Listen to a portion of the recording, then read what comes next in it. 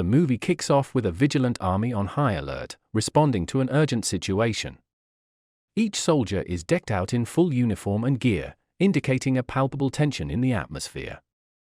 Over the radio, a voice reports a transatlantic plane making an emergency landing at their airbase, purportedly hijacked. Ready for potential conflict, armed soldiers stand poised, awaiting commands. Amidst this, a figure clad in black, their leader, arrives on the scene as the aircraft touches down. Surrounding the plane are vehicles manned by heavily armed soldiers. The leader surveys the situation, inquiring about potential survivors and urging restraint until civilians are secured. Suddenly, a parachute descends from above, carrying a weary boy clutching a teddy bear. Soldiers rush to his aid, guiding the harmless child to safety. Meanwhile, on the other side, the chief sees a man in the pilot's seat with an injured arm, who insists he is not an enemy. In parallel, the narrative shifts focus to the traumatized boy being interviewed by a psychologist, his eyes reflecting emptiness and sorrow. Zooming in, we delve into a flashback to the day prior, before the hijacking occurred. We witness Nadia, a German woman battling leukemia, and her son Elias, preparing to board the plane bound for New York, where Nadia hopes to receive life-saving treatment. At the airport, Elias strikes up a friendship with a man named Farid, who assists him with his belongings. Nadia, arriving slightly later, rushes to embrace her son before tending to her medical needs in the restroom, the contents of her vial resembling blood-red liquid as she administers an injection into her chest. Upon Nadia's return, she discovers her son Elias engaged in conversation with Farid, whose flight has been rescheduled. Elias shares with Farid about his mother's illness and their journey to New York for her treatment. Together, they proceed to board the plane and settle in after stowing their luggage. On the opposite side of the aircraft, an air hostess attends to the pilots before returning to face flirtatious advances from a businessman in the business class section, who requests whiskey in a suggestive manner. She redirects the request to her colleague Robert, prompting a displeased reaction from the businessman.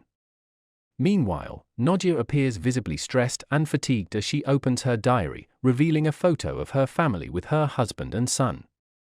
This evokes memories of happier times. She reminisces about their past joys, but her thoughts take a darker turn as she recalls a harrowing incident when their car broke down, leaving her and Elias stranded while her husband sought help on a desolate and eerie road. The flashback concludes, and Nadia sits up abruptly. On the other side of the plane, the businessman, now questioning the hostess about internet access, is interrupted by a sudden disturbance. As passengers settle in for the evening, a covert team, including co-pilot Bastian, silently eliminates the 3 air marshals on board and manipulates the black box, rendering the plane untraceable on radar. Subsequently, the hijackers' leader, Berg, addresses the passengers, saying that he is now in control of the aircraft and asks them to cooperate until a ransom is paid. One of the accomplices, previously disguised as a host named Robert, emerges drenched in blood. He holds a firearm which terrifies everyone in his vicinity. Poor Nadia appears visibly unwell as the other perpetrators gradually reveal themselves and make their way to the cockpit. It's revealed that co-pilot Bastian, who was the hijacker's accomplice, had already incapacitated the pilot with poison. With the plane's course altered, tensions escalate. Amidst the chaos, Elias, observing the plane's layout, suggests to his mother that they should seek refuge in the cargo hold. As the hijackers begin herding passengers to the other side, Elias seizes the opportunity to flee. The poor woman's heart pounds with fear as she chases after him. In the ensuing pursuit, the ruthless hijacker 8-Ball spots them and opens fire, striking Nadia multiple times as she shields her son. Believing Nadia to be deceased, the hijackers proceed with their plan. They coercing Farid into creating a statement that suggests the aircraft has been taken over by terrorists for a self-destruct mission, fully aware that this will result in the plane being targeted and shot down.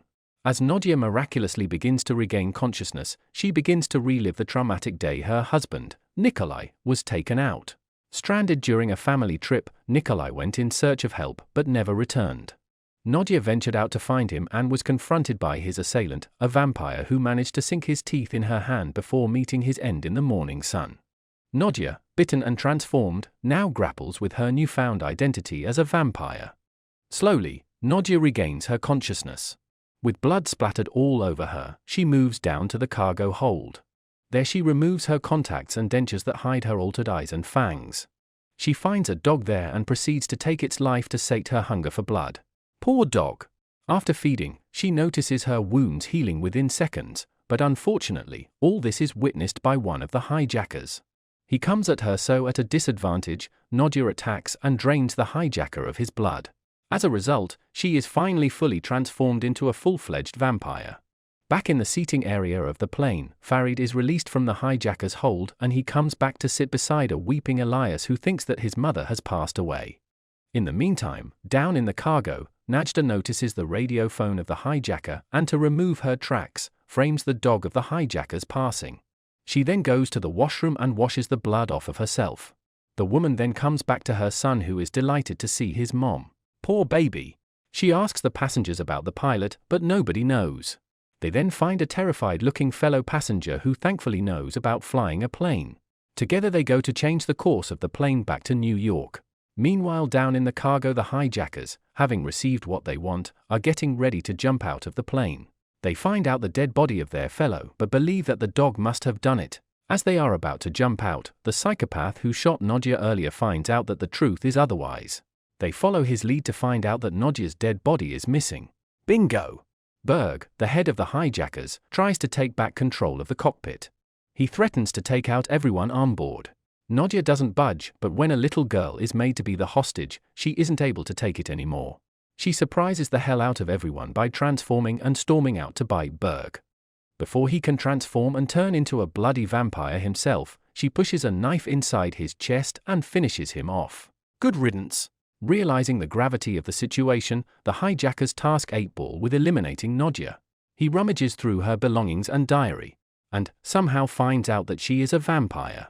Despite his conviction, his fellow hijackers ridicule him, saying that he must have gone mad. Undeterred, 8-Ball remains steadfast in his belief. In the cockpit, the young hostage girl recoils at the sight of Nadia's face, despite her assurances of safety. Nadia is haunted by memories of years spent in agony, hiding her vampiric identity. She remembers how, seeking answers, she had returned to the farmhouse where she had encountered an elder vampire who sought vengeance for his son's death. Nadia had overpowered him, taking his life. She then ran out of the place with vials of vampire suppressant before setting the farmhouse ablaze. Throughout the encounter, the elder vampire condemned her as evil, fueling Nadia's internal turmoil. As if he himself isn't evil at all. What a hypersight. Back to the present, 8-Ball incapacitates Nadia using UV light and extracts a sample of her blood. His attempt to stake her is thwarted when Elias confronts him with Berg's gun. He shoots, inadvertently causing a window to break and cabin decompression. Seizing the opportunity, the hijackers swiftly regain control of the cockpit, subduing Elias and restoring air pressure to the cabin. Nadia quickly takes Elias to Farid's care before embarking on a mission to confront the psychopath who escaped with her blood vial. 8-Ball manages to flee to the cargo hold, where he injects himself with Nadia's blood. Despite Nadia's attempts to incinerate him, 8-Ball transforms into a monstrous entity, taking out all other hijackers except Bastian. Meanwhile, the passengers arm themselves for defense. Nadia convinces the passengers of her intent to help, and together they contain 8-Ball in the cargo hold, momentarily securing the aircraft. In the meantime, on the opposite end of the plane, the injured businessman is assaulted by a fellow passenger turned vampire, but others intervene to prevent him from being bitten. A nurse is quickly summoned to tend to their wounds, though the severity of the businessman's injuries leave the nurse speechless, unable to provide reassurance. As Nadia and Bastien plot to redirect the plane towards New York, Bastien reveals the dire fuel situation. He says they need to land as soon as possible so that they may not crash. The dying businessman, on the other side, is too greedy to let go of his life. He sets 8-Ball free with the intention of being bitten by him, but instead ends up losing his life. This good-for-nothing pervert.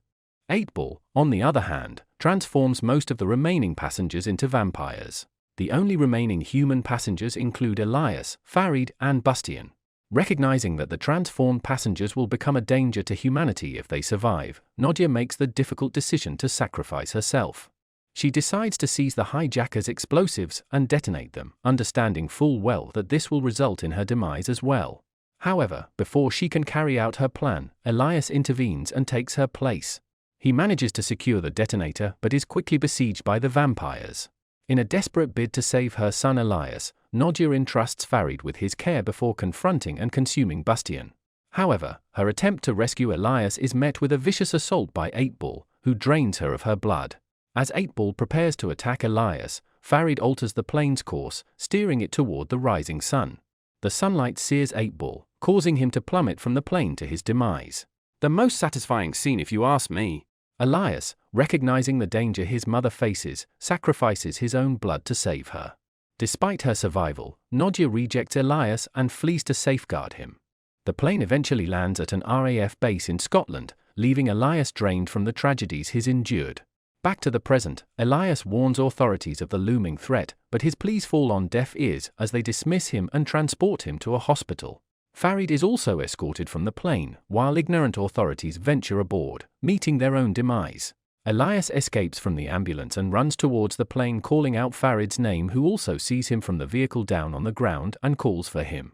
Nearing the plane, Elias watches as his mother emerges from the plane and attacks a soldier, but when he calls out to her, she responds with a feral growl and sets her sights on him. He comes to the painful realization that his mother is no longer the person he knew and loved, but a bloodthirsty monster.